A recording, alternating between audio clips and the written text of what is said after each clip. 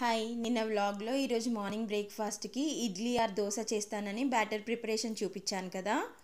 Morning దోశలు అంటే అందరికీ వేసి ఇచ్చేసరికి టైం అవుతుంది అని చెప్పేసి ఇడ్లీ పెట్టాను, తొందరగా పని అయిపోతుంది, అక్కడ నిల్చో అవసరం లేదు అని చెప్పేసి. కాంబినేషన్గా నేను పల్లి చట్నీని ఎక్కువసార్లు చేయడానికి రీజన్ ఏంటంటే పచ్చి కొబ్బరి రెడీగా ఉండకపోవడం ఒకటి, మొత్తంగా ఎండు కొబ్బరి వేసి చట్నీ చేయాలనిపించదు. మార్నింగ్ వరకు పిండి ఇలా పులిసింది, బాగా కాదు మధ్యస్థంగా. దీంట్లో ఇంకా నేను ఏ వాటర్ కలపలేదు, పిండినే ఒకసారి మంచిగా కలుపుకుంటే ఈ కన్సిస్టెన్సీ వచ్చింది. కొబ్బరి చట్నీ ఆర్ పల్లి చట్నీలో కొంచెం పెరుగు వేసుకుంటే టేస్ట్ బాగుంటుంది కాబట్టి ఈరోజు కొంచెం పెరుగు వేసాను. పుల్లటి పెరుగు కొంచెం ఉండే, దాన్ని వేస్ట్ చేయడం ఎందుకని వేసాను, అయినా కూడా పెరుగు వేసినప్పుడు టేస్ట్ బాగా వస్తుంది చట్నీది. మిల్లెట్ ఇడ్లీస్ చేసినప్పుడు నాకు ఒక్కొక్క రకానికి ఒక్కొక్క సాఫ్ట్నెస్ వస్తుంది. ఈసారి వరిగలతో చేసింది ఇలా వచ్చింది, టేస్ట్ కూడా చాలా కమ్మగా ఉంది.